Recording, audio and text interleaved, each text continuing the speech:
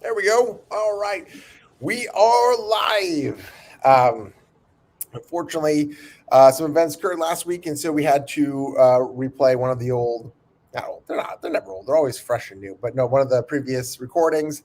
But we are back this week. We are live. Okay. And we're excited to be here. This weather is not all that much fun. A lot of Texans are complaining. Us Northerners, I always wear short sleeves, but it's not too bad for me. So, all right, got a lot of craziness going on in the world, but we are here excited to be with you. Okay, um, Heather suggested that we talk about media literacy, and I'll be honest with you, was not familiar with this term until I received that text message. So I was like, sure, we'll do it. And I was like, I have no idea what's going to happen, but we're here. And so she's going to, I will just be asking her questions and we'll be talking about this. But when I was reading over what it is, it's, this is an important topic. Just was not familiar kind of with that verbiage of it, but this is important. And so let's kind of jump into that. So, Heather, if how would you kind of describe what media literacy is, kind of like in a summation? Do you have like something that you would explain to parents as far as what it is? It's really being a responsible consumer of information. Uh, Mm, there is misinformation in which people unknowingly spread false information, and there's disinformation that's purposeful.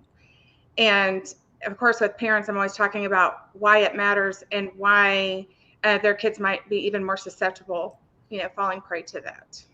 yeah, you know what? So I remember growing up and kind of the general what's term was don't trust what you read on the internet. That was kind of like the one of the 10 commandments of being online. Don't believe what you read on the internet. Okay, and so probably I've always kind of grown up with that, like a little bit of distrust with what's on the internet. Kind of always kind of questioning, is that real or fake? Or, and granted, we're all susceptible to our own kind of stuff we believe, right? Some stuff online is just so believable that you're like, oh, that has to be true, and then you find out it's not true. But kids like my kids will never not know what it's like to not have access to the internet or any of this stuff. Like all of this stuff is so before before they're active in this stuff that they won't know the difference. And so the I would say probably what 10 or maybe 15 years younger than me, they were kind of born into it too, right? And so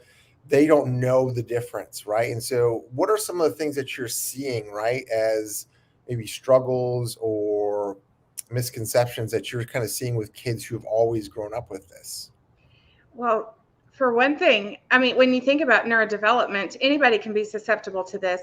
But Mm, this type of thing, usually people who are doing it purposely are trying to elicit strong emotions, and so those with emotional dysregulation will buy in. They're trying to garner anxiety, fear, outrage. Sometimes they are trying to garner hope and curiosity, and you can imagine our novelty seeking kids with attention challenges and things like that will eat it up. Sometimes life is going, it's kind of rough, and I need something to believe that's hope. And what you were describing, confirmation bias. There yes. are over 150 biases, and one of them is that I look for information that confirms what I already choose to believe. And see, Right. there, that proves it. Instead of having a very non-biased view of let me look at all the information and come to an accurate conclusion. Um, Also, you have to have good lit. It's this is a National News Literacy Week, but we also need literacy skills. So Mm, if you have kids who struggle with reading, writing, any kinds of their critical thinking, can they see how things are alike and different? It might feel very laborious to them to look at what several experts are saying and see what the consensus is. Where's the overlap and where the differences and which part's opinion, which part's fact. A lot of kids struggle with opinion versus fact and knowing the difference and how you merge those together.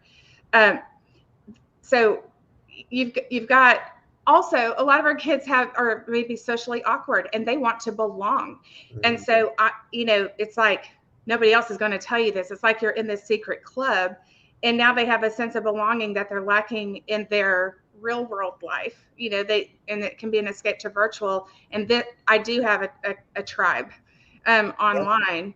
And so they appeal to that. It's sort of a group think. It's some of the techniques are very similar to what gangs use or cults even.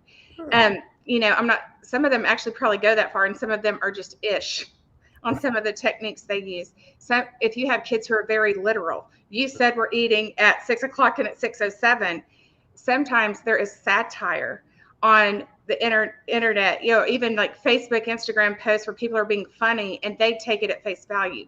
Like, I know this person and I trust them. They were joking. So if you have kids who struggle with sense of humor, sarcasm, figures of speech, that can be a big one. So there are a lot of things specifically that get in the way. Okay. And there's lots of versions of media too. Like, for instance, it's not text. Like Facebook initially came out, it was just pictures, right? But now we have, video, text, we have audio, and there's so many layers to our media now too that I think can be quite troublesome. And one of the things that I've always noticed is, especially with video, because it can be manipulated in such a way that it seems so true, but there's never, like when I remember when I had to write a report, like I had to like give my evidence, like all my whatever bibliography and all that stuff, but there's none of that in videos, and the videos can be so convincing, right? Like just the way they're edited and they're conveyed. And so it is very easy for adults and kids to fall into the trap of just assuming that is real, or that. And I think kind of partly where we see this a lot is in those trends, like those TikTok trends or those Instagram trends, whenever they're doing like, what was it? The Tide Pod, whatever they're just kind of, they get stuck in this, there's this video and this kid do it and it looks funny or whatever. And then they just do it and then they get injured or there's some real serious damage. Is that kind of what you're getting at? Like they can't decipher the reality of that and how accurate that information is, essentially? Sure. A lot of our kids have difficulty knowing real from make-believe. I mean, you've got serious and jokes and sarcasm. You've got real and make-believe. If you have kids with sensory struggles, we first learn to think about pros and cons and how things are alike and different. A lot of decision-making skills by first visually perceiving and feeling and hearing how things are alike and different. That gives us a more tangible physical representation of what those things mean. These are things we take for granted. When my mom, when I was little, she's like, "What is wrong with you? Why can't you find things?" And I'm like, "I don't know how you find them." She's like, "You look for them." I'm like, "How do you look for things?" She didn't know I was legally blind. We have to really dial it back and put ourselves into our kids' shoes. What are they struggling with? And we have to explicitly talk about these things.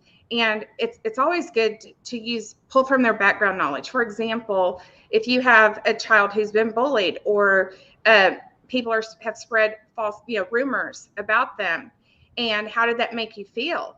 How do you wish they had handled it when they heard that kind of thing? And then, sometimes that can happen online too. And it's doesn't even always sound like it's talking bad about somebody. It's just information, because people sometimes want to feel important and want to see how many likes and shares they can get. So without validating it, and talk about why it happens, things to look for. One of the best sources, as far as like just concretely walking through the steps of verifying information, newslit.org is it's a nonpartisan organization, nonprofit, that has some incredible tools. They have Checkology, where you can go through and verify information. And then it's always good to connect the lessons you're teaching them about safety online to also how they don't want to just believe something they hear about someone, how they need to make their own decisions. And that can really help them with peer pressure as well. But they have all kinds of tip sheets. Like, here is how to do online searches to verify information. Here are things to look for that let you know they might not be telling you the truth. And it talks about what the way photographs and videos can be edited. It talks about specific terminology to look for that's probably a sign that it's not true. Ways to know if these are vetted news sources, etc. But you want to talk about the concrete. That just walks you through. There are resources for parents. There are resources for educators. Some schools are even doing a Newslit class now, which I love. And why do you think it matters to be responsible with what you believe? You can, if they're little, you can read the story, the boy who cried wolf, and say sometimes we spread information that we didn't even know wasn't accurate. So talk about those things. Sometimes, you want to teach your kids about lying, but also sometimes if we just pass on information but we don't know if it's true or not, we're unintentionally telling untruths. And how can that impact trust, and talking about trust? And if they're older, talking about being responsible citizens, and how do you make choices about who you vote for? I mean, all of that kind of thing, where they not just telling them about this, but why they should care, why it matters so much. Yeah, and it's so easy to fall into those echo chambers, like you mentioned before.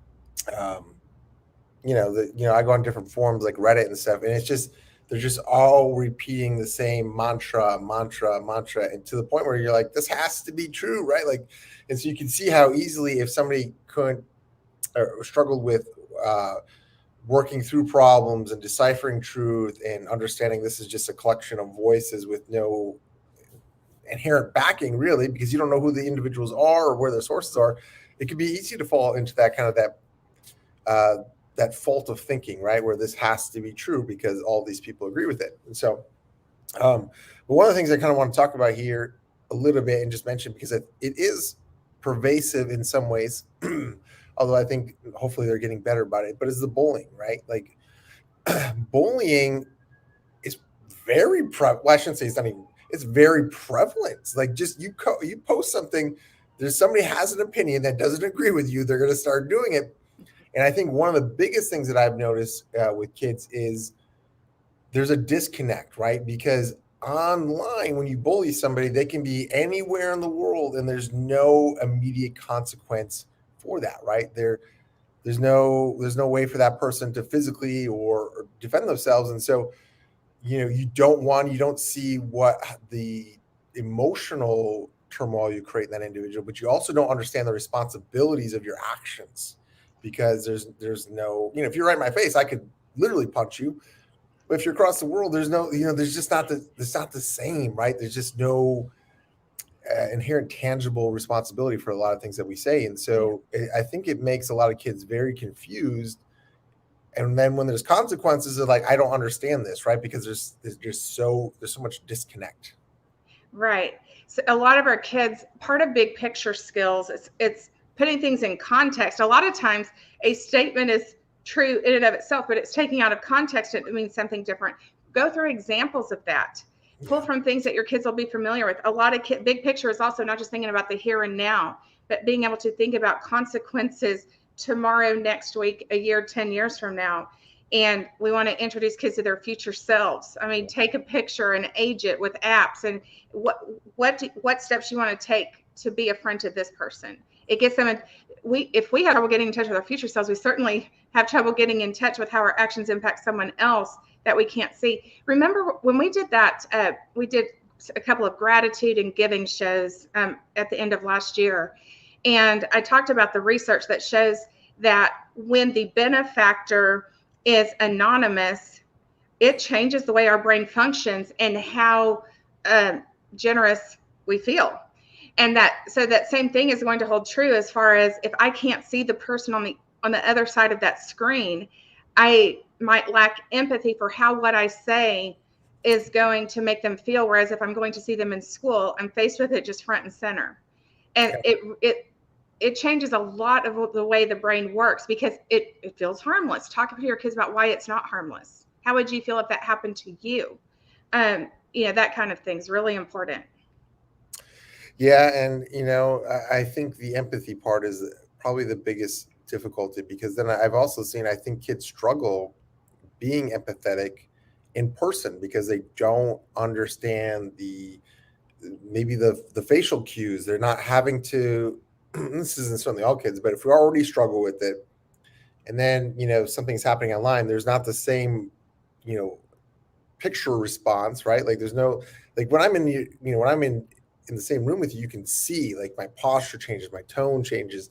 But when it's written all over the internet, they don't seem to pick up on those cues later on in person. And so they actually seem a little bit miffed. Like, I don't understand what's happening, because they're not having to exercise that muscle, right? Like they don't have to understand it. And so a lot of these kids, I feel like when they come in, they don't completely understand it, and they don't understand how to read people as well either, just because they're not having to do it, and the world is so disconnected.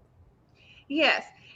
Actually, one of my friends and I were talking recently, and she was like, you and I use emojis at the end of sentences. Just it's like to emphasize the feeling we conveyed in that sentence, whether it was funny or love or whatever. But kids use them in place of words. Yeah. We use it to emphasize something. They are using it in place of words. And she started sending me emojis and telling me what it means to kids.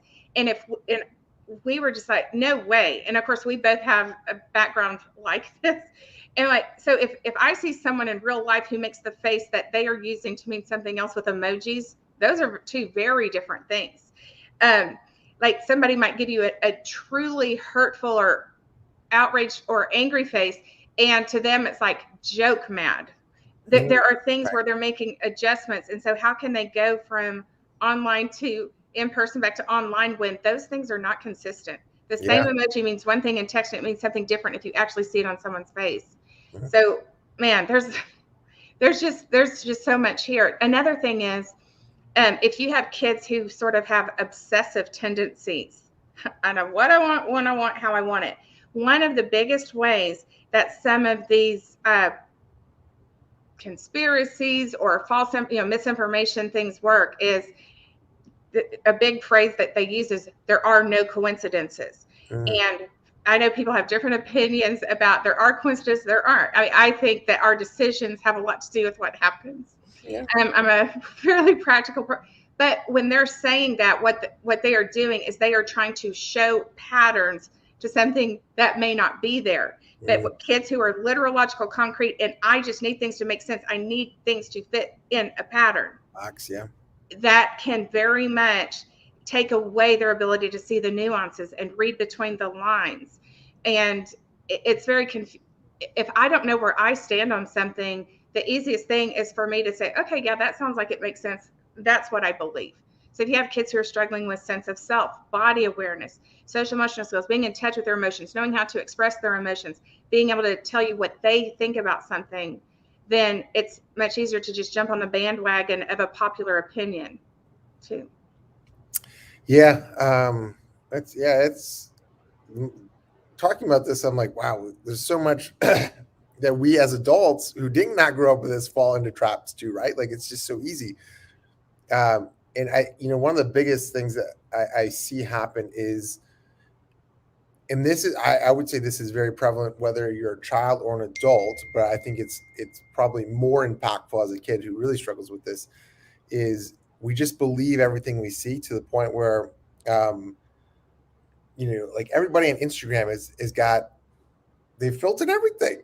And Brittany was like, she showed me a picture that was put up of Kim Kardashian, and she had been editing it and she missed a portion, she edited it. But like you just assume that has to be real. Like there's no tampering with that. And there's evidence everything is real that I see. And it's just Seeing is people believing. I mean, things that moving, saying. right? Right. And so they're trapped in I've had, I've talked to kids like, and we're discussing something and they'll be like, this definitely happened. And I'm like, no, that we can go to history books and show you that did not happen, but they're locked in on it happening because they saw it in some form or some video. And so it's a difficult road to navigate because there is just so much manipulation, intentional or unintentional, on the internet. And so it can be quite convoluted.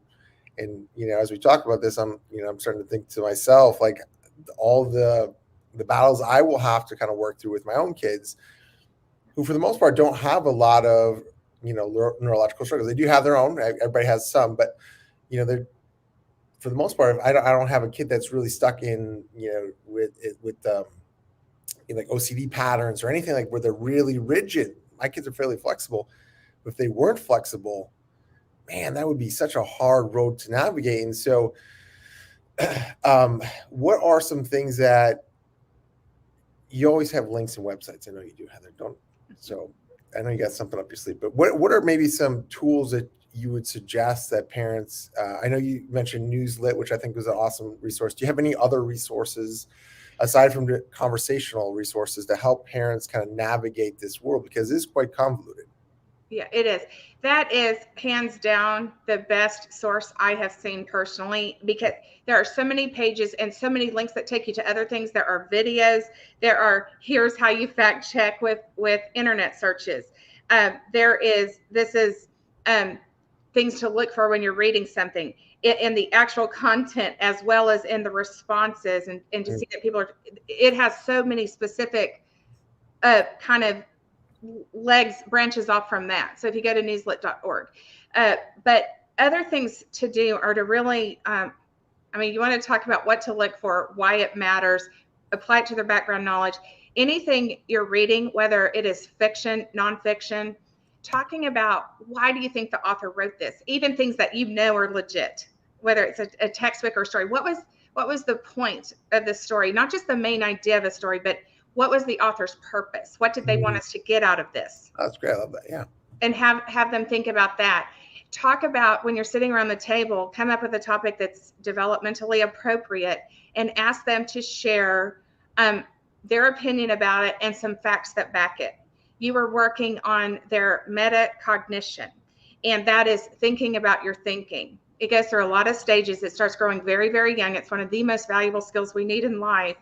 And it starts with, I think this, and then more and more into, I think this because, and then you're like, I think this because this rules out that possibility, and this confirms this other one. But you just keep going layers deep on that. So ask kids, not just what they think, not just how their day. We've talked about asking targeted but open-ended questions about the day, but bring up topics that are appropriate. What do you think about that? Why? And opinions, and what are some facts to back it? What are some things that make you doubt what you think about it? I love this saying. Oh my goodness, I'm just drawing a blank from Harvard. But mindless people are frequently in error and rarely in doubt. And so you want to ask these questions with a smile and non-judgmentally, and talk about, what, I used to share times where you felt certain about something and then you found out it wasn't right. But author's purpose, or my friend told me blah, blah, blah. Why do you think she shared that with you? Get them thinking about the purpose behind it, because that is a huge key to, like, why is this person writing this? Is it to enrage people? Is it to really try to be helpful? Is it to be funny? Those kinds of things. They need to be thinking about that all the time. Not just online, but when they're writing papers, when they're researching information, when they're making this impacts, make sure they understand, this impacts medical decisions. It impacts being an informed citizen. It can impact who you marry, your friendships, all kinds of problem solving decisions, and really make it practical. Kids don't care unless they know why it matters most of the time. It's like, this can seem like a really boring or really fascinating conversation. And when kids understand why it matters, they're like, hey, I have a voice and I want to use my voice in a way that counts. Yeah. If you have kids who feel shut down, what motivates them, and link it to that. You have a voice, but when you spread misinformation, people don't listen to it as much. And talk about trust, read books about trust, read books about integrity, because integrity is not just about, and honestly, they're not just about only never purposely telling untruths. It's also matters that you have backing for what you're saying. Yeah, it's a wild, wild west out there right now. So we will see how this goes. But a lot of what you just said was things that we've already been highlighting over the past year plus, right? Just open forms of communication, open-ended questions, digging into the why. I really do love and appreciate that that question. When you look at an article or a video, what was their intention behind it? And that's an important thing to always ask, right? So you can understand their intentions. Okay, I put in the comments newslit.org, so it's on there. You just can click on that link. I haven't perused the site at all, but it looks like a really nifty site off of what I saw for the few moments. So that is awesome. That's a great resource. Make sure you click on that, start utilizing that. and start asking some open-ended questions, because ultimately I think that is probably where we will discover the most amount of information from our kiddos. And also ask yourself, why are we viewing this stuff, right? So very good. Okay. All right, Heather, how do we find you? At The Hidden Churn on Instagram or Facebook, or Brain Balance of the Woodlands, Katy, Mansfield, or Southlake. All right. She is easy to find, has great content on all of those pages. She also has another podcast, which is Tuesdays at 11 a.m. Do you have one coming up? I do.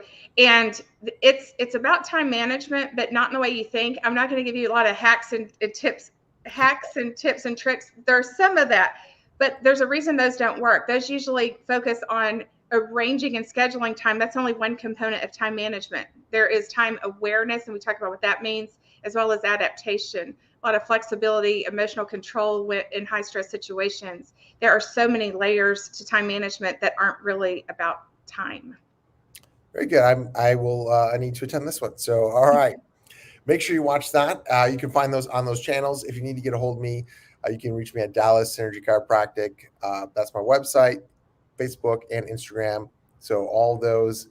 We will be back next week. We're excited. We have some topics that are coming up that I think are going to be amazing. We're going to dive a little bit deeper into different parts of the neurology, and so I'm excited for that. But if there's anything you want to know more about, hey, maybe there's a part of this conversation that you're like, hey, I want to know more. Please tag us and send us a message. We're happy to talk more on topics that you all want to learn about. And as always, if this could help somebody, help your kid, help your partner, help your neighbor, please share this with them. This is for you all, and we hope this serves you to the best of our ability. All right, we'll be back next week, same time. Make sure you tune in. We're excited to help you out. All right. Thank you, Heather, as always, and we'll see you all next week. Thanks, Brian. Have a great week, everyone.